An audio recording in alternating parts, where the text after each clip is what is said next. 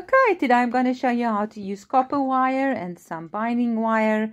And then these I had, so I cut them. You'll see I cut both of them because I like it to look a little bit more handmade. And then what you do is you just hammer it so that it's sturdy. Don't forget to do this part. Then you use some binding wire, jewelry wire, also in copper. And you insert a bigger bead for your first for your middle of your flower.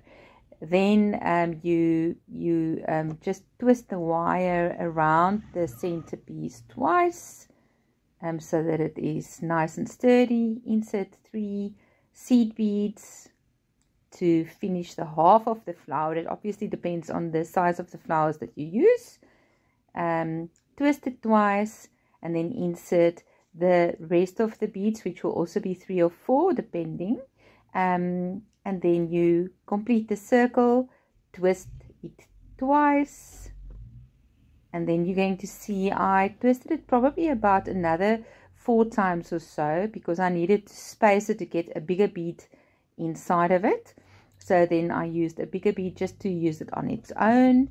Insert the bigger bead, and then there we go, and then you just wrap again tightly, and you complete this process. You repeat it until you have the correct amount of flowers that you want.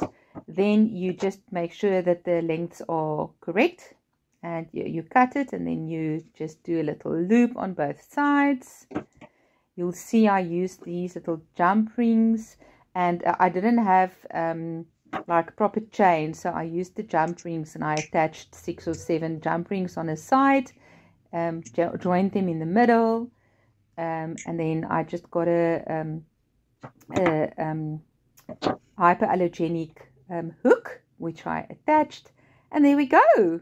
You can do it in any color. Let me know what colors you think will work well, and we'll try it out. They are all for sale on Refined Jewelry's Facebook page for 150 Rand. Look at these beautiful ones as well. Okay, bye. Have a good day.